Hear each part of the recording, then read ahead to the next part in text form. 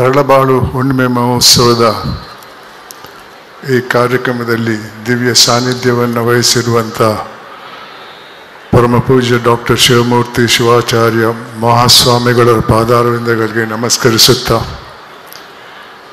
ವೇದಿಕೆಯಲ್ಲಿ ಆಸೀನರಾಗಿರುವಂಥ ಎಲ್ಲ ಗೌರವಾನ್ವಿತ ವರ್ತಿಗಳಿಗೆ ವಂದಿಸ್ತಾ, ಸಭೆಯಲ್ಲಿರುವ ಬಂಧುಗಳಿಗೆ ವಂದಿಸುತ್ತಾ, ಒಂದು ವಿಚಾರವನ್ನು ನಿಮ್ಮ ಮುಂದೆ ಇಡ ಬಯಸ್ತೇನೆ. ನಾನು ಇವತ್ತಿನ ಕಾರ್ಯಕ್ರಮದ ವಿಚಾರ ನ್ಯಾಯಾಲಯ ಮತ್ತು ಸಮಾಜ. ನಾನು ನ್ಯಾಯಾಂಗದಿಂದ ನಿವೃತ್ತನಾಗಿ 20 ವರ್ಷ ಆಯಿತು. ಆದ್ದರಿಂದ ಇದರ ಬಗ್ಗೆ ಸೂಕ್ತವಾಗಿ ಮಾತಾಡೋಕ್ಕೆ ನಾನು ಅರ್ಹನಲ್ಲ ಅಂತ ತಿಳ್ಕೊಂಡಿದ್ದೇನೆ. ಮತ್ತು ಇವತ್ತು ವೇದಿಕೆಯಲ್ಲಿ ಆಸೀನರಾಗಿರುವಂಥ ಹಲವಾರು ಗೌರವಾನ್ವಿತ ನ್ಯಾಯಮೂರ್ತಿಗಳು ಇದರ ಬಗ್ಗೆ ಸೂಕ್ತವಾಗಿ ಮಾತಾಡೋಕ್ಕೆ ಇದ್ದಾರೆ. ಅವರು ಈ ವಿಚಾರವನ್ನು ಮುಂದುವರಿಸ್ತಾರೆ. ನಾನು ನನ್ನ ಕರ್ನಾಟಕ ಲೋಕಾಯುಕ್ತದ ಅನುಭವಗಳನ್ನು ನಿಮ್ಮ ಮುಂದೆ ಹಂಚಿಕೊಳ್ಳುವ ಪ್ರಯತ್ನ ಮಾಡ್ತಾ ಇದ್ದೇನೆ. ಬಂಧುಗಳೇ, ನಾನು ಹಲವಾರು ಹುದ್ದೆಯಲ್ಲಿ ಕೆಲಸ ಮಾಡಿದಂಥ ವ್ಯಕ್ತಿ. ಆದರೆ ಕರ್ನಾಟಕ ಲೋಕಾಯುಕ್ತಕ್ಕೆ ಬಂದ ನಂತರ ನನಗನಿಸಿದ್ದು ಅಷ್ಟರವರೆಗೆ ನಾನೊಬ್ಬ ಕೂಪಮಂಡೂಕನಾಗಿದ್ದೆ. ಸಮಾಜದಲ್ಲಿ ಹೋಗುವಂಥ ಅನ್ಯಾಯದ ಬಗ್ಗೆ ನನಗೆ ಜಾಸ್ತಿ ಅರಿವಿರಲಿಲ್ಲ. ನಾನು ಸುಖವಾಗಿದ್ದೆ, ಭಾಳಷ್ಟು ಜನರು ಸುಖವಾಗಿದ್ದರು ಅಂತ ತಿಳ್ಕೊಂಡಂಥ ವ್ಯಕ್ತಿ ನಾನು. ಲೋಕಾಯುಕ್ತಕ್ಕೆ ಬಂದ ನಂತರ ಭಾಳಷ್ಟು ಅನ್ಯಾಯವನ್ನು ಕಂಡೆ. ಇದು ಯಾಕೆ ಈ ರೀತಿ ಆಗ್ತಾ ಇದೆ ಅಂತ ನಾನು ನನ್ನಲ್ಲೇ ಚರ್ಚೆ ಮಾಡಿದಾಗ ನನಗೆ ಅನಿಸಿದ್ದು, ಇದು ವ್ಯಕ್ತಿಗಳ ತಪ್ಪಲ್ಲ, ಇದು ಸಮಾಜದ ತಪ್ಪು. ನಾನು ಚಿಕ್ಕವನಾಗಿದ್ದಾಗ ಅಂಥ ಸಮಾಜದಲ್ಲಿದ್ದೆ. ಆ ಸಮಾಜ ಒಳ್ಳೆಯ ಕೆಲಸ ಮಾಡಿದ್ದವರನ್ನು ಗುರುತಿಸಿ ಪುರಸ್ಕರಿಸ್ತಾ ಇತ್ತು, ತಪ್ಪು ಮಾಡಿದ್ದವರನ್ನು ಶಿಕ್ಷಿಸ್ತಾ ಇತ್ತು. ಅದು ಕೋರ್ಟ್ ಶಿಕ್ಷೆ ಅಲ್ಲ. ಉದಾಹರಣೆಗೆ, ನನ್ನ ಗ್ರಾಮದಲ್ಲಿ ಯಾರಾದರೂ ಜೈಲಿಗೆ ಹೋಗಿದ್ರೆ ನನ್ನ ಪೋಷಕರು ಹೇಳ್ತಾ ಇದ್ರು, ಆ ಮನೆ ಹತ್ತಿರ ಹೋಗಬೇಡ ಅಂತ. ಅದೊಂದು ಸಮಾಜದ ಶಿಕ್ಷೆ ಆಗಿತ್ತು. ಅದು ತಪ್ಪು ಮಾಡಿದ್ದವನಿಗೆ ಮಾತ್ರ ಅಲ್ಲ, ಆತನ ಕುಟುಂಬಕ್ಕೂ ಆ ಶಿಕ್ಷೆ ತಲುಪ್ತಾ ಇತ್ತು. ಆದ್ದರಿಂದ ತಪ್ಪು ಮಾಡುವವರು ಭಾಳ ಕಮ್ಮಿ ಇದ್ದರು. ಇವತ್ತು ಆ ಸಮಾಜದ ಭಾವನೆಯಲ್ಲಿ ಭಾಳಷ್ಟು ಬದಲಾವಣೆ ಬಂದಿದೆ. ಇವತ್ತಿನ ಸಮಾಜ ಬರೀ ಶ್ರೀಮಂತಿಕೆ ಮತ್ತು ಅಧಿಕಾರವನ್ನು ಪೂಜಿಸುವಂತಹ ಸಮಾಜದಲ್ಲಿ ನಾವಿದ್ದೇವೆ. ಪ್ರಾಮಾಣಿಕರಿಗೆ ಯಾವುದೇ ಬೆಲೆ ಇಲ್ಲ. ಪ್ರಾಮಾಣಿಕರ ಬಗ್ಗೆ ಮಾತಾಡಿದರೆ ಬಿಡ್ರಿ, ಅವನು ಹುಚ್ಚ, ಅವನು ತಿನ್ನಲ್ಲ, ಇನ್ನೊಬ್ಬನಿಗೂ ತಿನ್ನಕ್ಕೆ ಬಿಡಲ್ಲ ಅನ್ನುವ ಮಾತು ಸರ್ವಸಾಧಾರಣವಾದದ್ದು. ಬಂಧುಗಳೇ, ಈ ಸಮಾಜದ ಭಾವನೆಯನ್ನು ಬದಲಾಯಿಸದೇ ಇದ್ದರೆ ಈ ಸಮಾಜದಲ್ಲಿ ಶಾಂತಿ ಸೌಹಾರ್ದ ಇಲ್ಲ ಅನ್ನೋದು ನನ್ನ ಅನಿಸಿಕೆ. ಅದಕ್ಕಾಗಿ ನನ್ನ ವಿಚಾರವನ್ನು ಸಮಾಜದ ಆದಷ್ಟು ಜನರಿಗೆ ತಿಳಿಸಬೇಕು ಅನ್ನುವ ಹಿನ್ನೆಲೆಯಲ್ಲಿ, ಅದರಲ್ಲೂ ಕೂಡ ವಿದ್ಯಾರ್ಥಿನಿಯರಿಗೆ ತಿಳಿಸಬೇಕನ್ನುವ ಹಿನ್ನೆಲೆಯಲ್ಲಿ ನಾನು ನಿನ್ನೆವರೆಗೆ 1866 ಶಾಲಾ ಕಾಲೇಜಿಗೆ ಹೋಗಿದ್ದೇನೆ. ಮಕ್ಕಳ ಜೊತೆ ನನ್ನ ಅನಿಸಿಕೆಗಳನ್ನು ಇಟ್ಕೊಂಡಿದ್ದೇನೆ. ಅವರ ವಿಚಾರವನ್ನು ತಿಳ್ಕೊಳ್ಳುವಂಥ ಪ್ರಯತ್ನ ಮಾಡ್ತಾ ಇದ್ದೇನೆ. ಬಂಧುಗಳೇ, ಇವತ್ತಿನ ಪರಿಸ್ಥಿತಿಗೆ ಮೂಲ ಕಾರಣ ಒಂದು ರೋಗ. ಅದರ ಹೆಸರು ದುರಾಸೆ. ಈ ದುರಾಸೆಗೆ ಮದ್ದಿಲ್ಲ. ಎಷ್ಟು ಮಾಡಿದರೂ ಸಾಲಲ್ಲ, ಮತ್ತು ಬೇಕನ್ನುವ ಒಂದು ರೋಗ. ಈ ದೇಶದಲ್ಲಿ ಭಾಳಷ್ಟು ಅಭಿವೃದ್ಧಿ ಆಗಿದೆ. ಆದರೆ ಎಲ್ಲಕ್ಕಿಂತಲೂ ಜಾಸ್ತಿ ಅಭಿವೃದ್ಧಿ ಆದದ್ದು, ಈ ಪದ ಬೇಕಂತಲೇ ಬಳಸ್ತಾ ಇದ್ದೇನೆ, ದುರಾಸೆ ಅನ್ನುವ ರೋಗ. ನಿಮಗೆ ಅದರ ಕೆಲವು ಉದಾಹರಣೆಗಳನ್ನು ನಾನು ಮುಂದೆ ಇಡ್ತೇನೆ. ಪ್ರತಿ ಒಂದು ವರ್ಷ ನೂರಾರು ಹಗರಣಗಳು ನಡೀತವೆ. ದಶಕಗಳಲ್ಲಿ ಸಾವಿರಾರು ಹಗರಣಗಳು ನಡೀತವೆ. ನಾನು ಒಂದೊಂದು ದಶಕದಲ್ಲಿ ಆದ ಹಗರಣಗಳನ್ನು, ಒಂದು ಹಗರಣವನ್ನು ನಿಮ್ಮ ಮುಂದೆ ಇಡ್ತೇನೆ. ಅದರಲ್ಲಿ ನಿಮಗೆ ಸ್ವಲ್ಪ ಅನುಭವ ಆಗ್ಬೋದು ಎಂಥ ಬೆಳವಣಿಗೆ ಈ ದುರಾಸೆದು ಆಗಿದೆ ಅಂತ. 50ನೇ ದಶಕದಲ್ಲಿ ಒಂದು ಹಗರಣ ಬಯಲಿಗೆ ಬಂತು, ಜೀಪ್ ಹಗರಣ. ಆದರೆ ಪರದೇಶದಿಂದ ನಮ್ಮ ಯೋಧರಿಗೆ ಜೀಪ್ ವಾಹನವನ್ನು ಖರೀದಿ ಮಾಡುವ ಒಂದು ಕಾಂಟ್ರಾಕ್ಟಲ್ಲಿ ಕೆಲವು ಅಧಿಕಾರದಲ್ಲಿದ್ದವರು 52 ಲಕ್ಷ ರೂಪಾಯಿ ಕೊಳ್ಳೆ ಹೊಡೆದರು. ತದನಂತರದ ದಶಕದಲ್ಲಿ ಬೋಫರ್ಸ್ ಅನ್ನೋ ಒಂದು ಹಗರಣದಲ್ಲಿ ಕೆಲವರು ಅಧಿಕಾರದಲ್ಲಿದ್ದವರು 64 ಕೋಟಿ ರೂಪಾಯಿ ಕೊಳ್ಳೆ ಹೊಡೆದರು. ತದನಂತರದ ದಶಕದಲ್ಲಿ ಕಾಮನ್ವೆಲ್ತ್ ಗೇಮ್ಸ್ ಅನ್ನೋ ಒಂದು ಹಗರಣದಲ್ಲಿ ಅಧಿಕಾರದಲ್ಲಿದ್ದಂಥ ಕೆಲವರು 70,000 ಕೋಟಿ ರೂಪಾಯಿ ಕೊಳ್ಳೆ ಹೊಡೆದರು. ತದನಂತರ 2G ಅನ್ನೋ ಒಂದು ಹಗರಣದಲ್ಲಿ ಕೆಲವರು 1,76,000 ಕೋಟಿ ರೂಪಾಯಿ ಕೊಳ್ಳೆ ಹೊಡೆದ್ರು. ತದನಂತರ ಕೋಲ್ಗೇಟ್ ಅನ್ನುವ ಒಂದು ಹಗರಣದಲ್ಲಿ 1,86,000 ಕೋಟಿ ರೂಪಾಯಿ ಸೋರ್ಕೊಂಡು ಹೋಯಿತು. ಇದು ಒಂದು ಹಗರಣದಲ್ಲಿ. ಆ ವರ್ಷದಲ್ಲಿ, ಆ ದಶಕದಲ್ಲಿ ಆದಂಥ ಎಲ್ಲ ಹಗರಣದಲ್ಲಿ ಸೋರ್ಕೊಂಡು ಹೋದಂಥ ಹಣಕ್ಕೆ ನೀವು ಲೆಕ್ಕ ಹಾಕಿದರೆ ಎಷ್ಟು ಹಣ ಅಭಿವೃದ್ಧಿಗೆ ಹೋಗಬಹುದಂತ ಯೋಚನೆ ಮಾಡಿ. 1985ರಲ್ಲಿ ಅಂದಿನ ಪ್ರಧಾನಮಂತ್ರಿ ದಿವಂಗತ ರಾಜೀವ್ ಗಾಂಧಿಯವರು ಮೈಸೂರಲ್ಲಿ ಬಹಿರಂಗವಾಗಿ ಹೇಳಿದಂತಹ ಮಾತು, ಅಂದು 85ರಲ್ಲಿ ಸರ್ಕಾರ ಅಭಿವೃದ್ಧಿಗೆ ಕೊಟ್ಟಂತಹ 1 ರೂಪಾಯಿಯಲ್ಲಿ ಕೊನೆ ಹಂತಕ್ಕೆ ಹೋದದ್ದು 15 ಪೈಸೆ ಮಾತ್ರ. ಇವಾಗ ನಾನು ಹೇಳಿದಂಥ ಈ ಸಂಖ್ಯೆಗಳನ್ನು ಸೃಷ್ಟಿ ಮಾಡಿದವನು ನಾನಲ್ಲ, ಸಂವಿಧಾನದ ಒಬ್ಬ ಅಧಿಕಾರಿ, ಆ ವರ್ಷದಲ್ಲಿದ್ದಂಥ ಅಧಿಕಾರಿ. ವಿಚಾರಣೆ ನಂತರ ಕೇಂದ್ರ ಸರ್ಕಾರಕ್ಕೆ ವರದಿ ಮೂಲಕ ಕೊಟ್ಟಂತಹ ವರದಿಯಲ್ಲಿ ಈ ಸಂಖ್ಯೆಗಳಿವೆ. ಮತ್ತು ನೀವು ಗೂಗಲ್ಗೆ ಹೋದರೆ ಈ ಒಂದು ಹಗರಣದ ಹೆಸರನ್ನು ಹಾಕಿದರೆ ಅದರಲ್ಲಿ ಹಗರಣದಲ್ಲಿ ಸೋರ್ಕೊಂಡು ಹೋದಂಥ ಮೊತ್ತದ ನಂಬರ್ ಬರ್ತದೆ. ಅದೇ ರೀತಿ ದಿವಂಗತ ರಾಜೀವ್ ಗಾಂಧಿ ಅವರು ಹೇಳಿದ ಮಾತು ಕೂಡ ಗೂಗಲಲ್ಲಿ ಇದೆ. ಇದೇ ರೀತಿ ಈ ದುರಾಸೆ ಮುಂದುವರಿತಾ ಹೋದರೆ ಮುಂದೆ ಈ ಸಮಾಜದಲ್ಲಿ ಏನಾಗಬಹುದು ಸ್ವಲ್ಪ ಯೋಚನೆ ಮಾಡಿ. ಇಷ್ಟೊಂದು ಹಣ ಸೋರ್ಕೊಂಡು ಹೋಗ್ತಾ ಇದ್ರೆ ಮಿಕ್ಕಿದವರು ಕೂಡ ಆ ದುರಾಸೆಗೆ ಬಲಿ ಆಗಬಹುದು. ಹಣ ಇದ್ದಲ್ಲೇ ಹೋದರೆ ಮತ್ತೆ ಇಲ್ಲದವರು ಸುಮ್ಗಿರಕ್ಕಿಲ್ಲ, ಕ್ರಾಂತಿ ಆಗಬಹುದು. ಯುರೋಪ್ ದೇಶದಲ್ಲಿ 18ನೇ ಶತಮಾನದಲ್ಲಿ ಈ ರೀತಿ ಆಗಿದೆ. ಆ ಕ್ರಾಂತಿಯಲ್ಲಿ ಗೆದ್ದವರು ಯಾರೂ ಇಲ್ಲ. ಸ್ವಲ್ಪ ಯೋಚನೆ ಮಾಡಿ. ಈ ದುರಾಸೆಗೆ ತುತ್ತಾದರೆ ಅದರ ಪರಿಣಾಮ ಸಮಾಜದ ಮೇಲೆ ಏನಂತ. ಈ ದೇಶದಲ್ಲಿ ಕ್ರಾಂತಿ ಆದರೆ ಈ ದೇಶ 25 ಬೇರೆ ದೇಶ ಆಗಬಹುದು. ಇವತ್ತು ನಾವು ತಮಿಳುನಾಡಿನ ವಿರುದ್ಧ ಕಾವೇರಿ ನೀರಿಗೆ ಸುಪ್ರೀಂ ಕೋರ್ಟಲ್ಲಿ ವಾದ ಮಾಡ್ತಾ ಇದ್ದೇವೆ. ಕ್ರಾಂತಿ ಆದರೆ ರಣರಂಗದಲ್ಲಿ ವಾದ ಮಾಡಬೇಕಾದೀತು. ಬಂಧುಗಳೇ, ಸ್ವಲ್ಪ ಯೋಚನೆ ಮಾಡಿ. ಈ ಒಂದು ದುರಾಸೆಗೆ ಒಂದೇ ಒಂದು ಮದ್ದು, ಅದು ತೃಪ್ತಿ ಅನ್ನುವ ಗುಣ. ನಮ್ಮ ಹಿರಿಯರು ಕಟ್ಟಿದಂತಹ ಮೌಲ್ಯ. ತೃಪ್ತಿಯನ್ನು ಮದ್ದಿನ ಅಂಗಡಿಯಲ್ಲಿ ಖರೀದಿ ಮಾಡಬೇಕಾಗಿಲ್ಲ. ನಾವೇ ನಮ್ಮಲ್ಲಿ ಅಳವಡಿಸಿಕೊಂಡು ನಮ್ಮ ಮಕ್ಕಳಲ್ಲಿ ಅಳವಡಿಸಿದರೆ ಈ ಸಮಾಜ ಹಿಂದೆ ಇದ್ದಂತಹ ಸಮಾಜದ ಮಟ್ಟಕ್ಕೆ ಹೋಗ್ಬೋದು. ಸಮಾಜದಲ್ಲಿ ಶಾಂತಿ ಸೌಹಾರ್ದ ಜಾಸ್ತಿ ಆಗ್ಬೋದು. ಆದರೆ ಇದನ್ನು ಯುವಕರಿಗೆ ಹೇಳ್ಕೊಡೋರು ಯಾರು? ನಾನು ಚಿಕ್ಕವನಾಗಿದ್ದಾಗ ನನ್ನ ಪೋಷಕರು ಹೇಳ್ತಾ ಇದ್ರು, ಇದು ಮಾಡು, ಇದು ಮಾಡಬೇಡ ಅಂತ.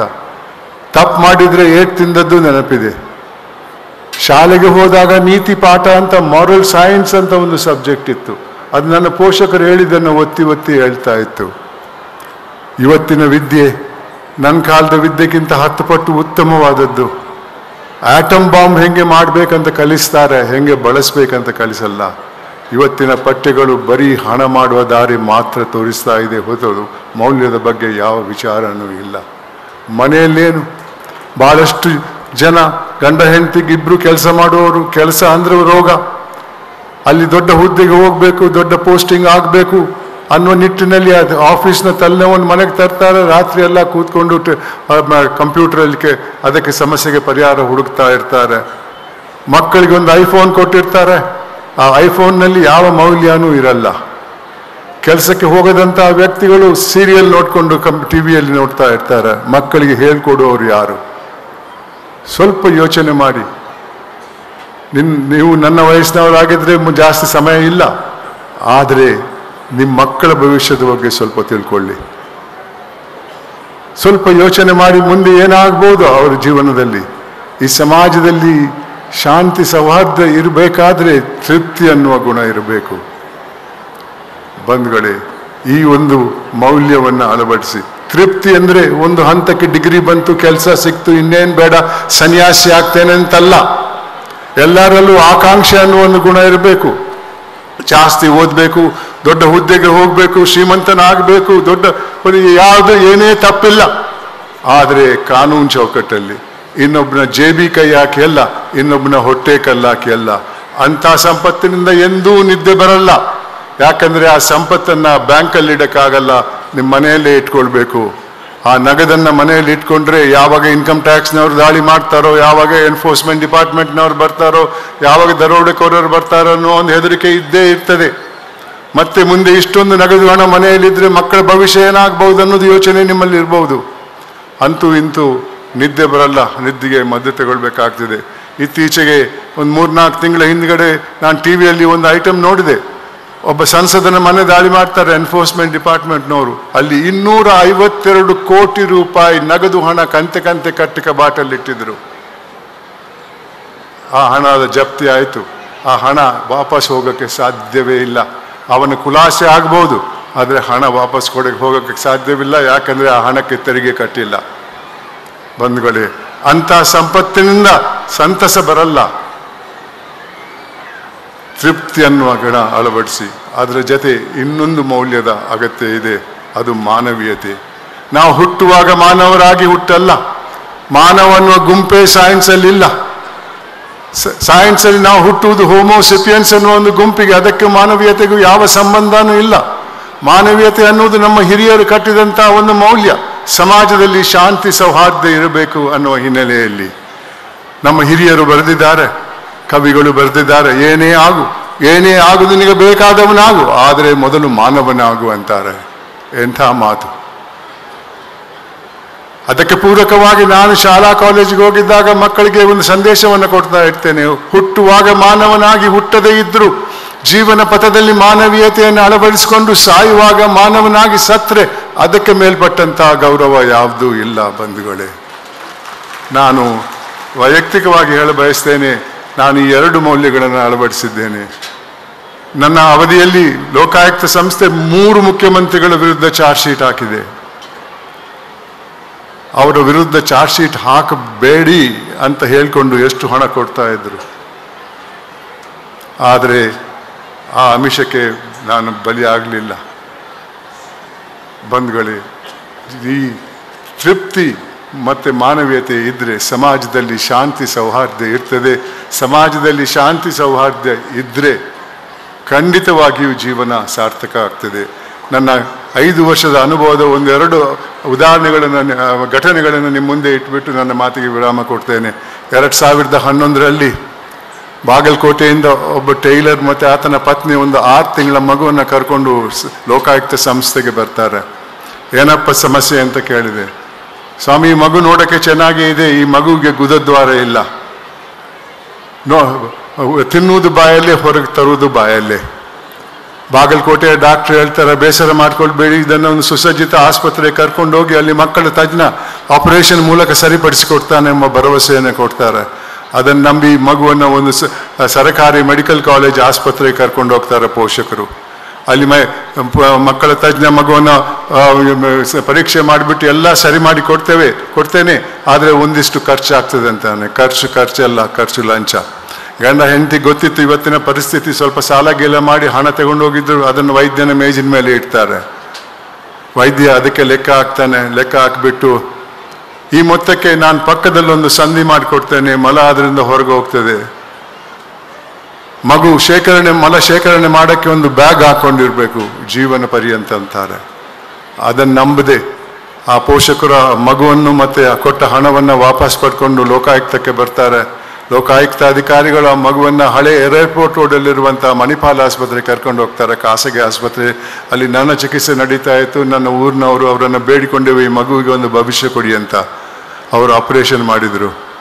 ಆ ಮಗು ಇವತ್ತು 16 ವರ್ಷದ ಹೆಣ್ಮಗಳು. ಪ್ರತಿ ವರ್ಷ ಆಕೆಯ ಹುಟ್ಟು ಹಬ್ಬಕ್ಕೆ ನನಗೆ ಫೇಸ್ ಟೈಮ್ ಮಾಡ್ತಾರೆ, ಅವರಿಗೆ ಆಶೀರ್ವಾದ ಮಾಡಿ ಅಂತ.